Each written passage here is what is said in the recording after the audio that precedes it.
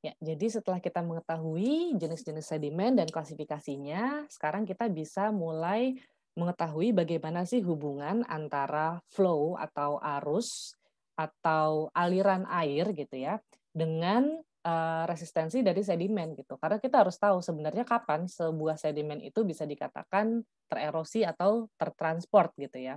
Tentunya ada hubungan antara kedua hal tersebut.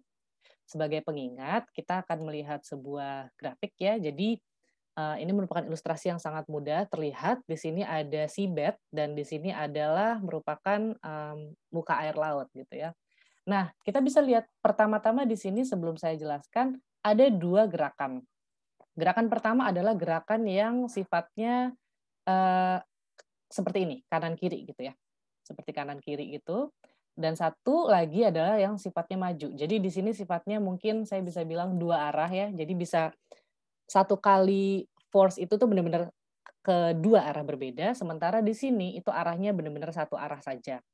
Nah, hal-hal yang seperti ini biasanya terjadi akibat adanya gelombang.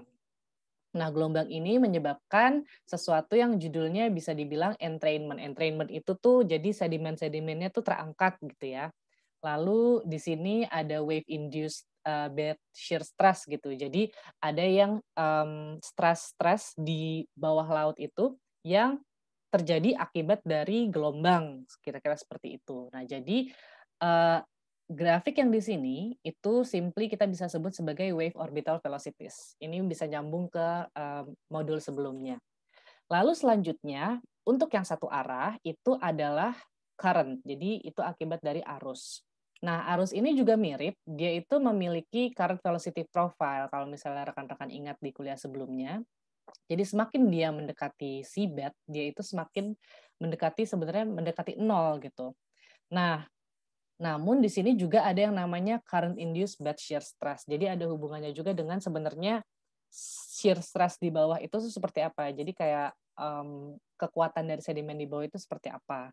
Nah jadi, dengan kita mengetahui waves di sini kira-kira efeknya seperti apa kepada sedimen, dengan kita mengetahui current kira-kira efeknya seperti apa terhadap sedimen, akhirnya kita memiliki sesuatu yang dinamakan sedimen transport. Transport itu bisa pertama dari erosi, lalu ada yang namanya transport atau, pergerakan gitu ya dari satu tempat ke tempat lain, lalu akhirnya saat, flow-nya itu tidak mencukupi, akhirnya dia bisa terdeposisi atau di sini deposition. Lebih detailnya kita akan lihat di sini. Jadi erosi itu apa? Erosi itu adalah sebuah proses dari, sedimen gitu ya. Dia itu bergerak dari, their rest, rest itu jadi dari saat dia diam, akhirnya dia bergerak. Sebenarnya itu erosi itu ya. Nah, kita bisa bayangkan ini merupakan sebuah, seabed gitu ya, seabed surface. Nah, ini merupakan kita bisa bilang cross sectional area gitu, satu area.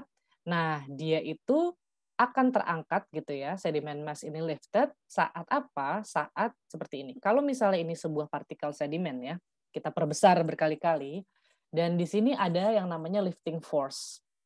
Tapi tentunya sedimen ini memiliki yang namanya resistance juga. Tentunya karena gravity-nya, gravity itu juga berhubungan dengan partikel size-nya berapa, berat jenis sedimennya berapa. Nah, perbandingan antara lifting force dan resistance ini ya, yang efeknya nantinya akan membuat sedimen ini akan tererosi atau tidak. Bahkan dari erosi ke transport dan akhirnya ke deposisi. Jadi praktiknya seperti ini. Jadi kalau misalnya kita pertama kali erosi, itu terjadi biasanya saat lifting force-nya atau gaya angkatnya itu lebih besar dibandingkan gaya resistennya gitu tentunya.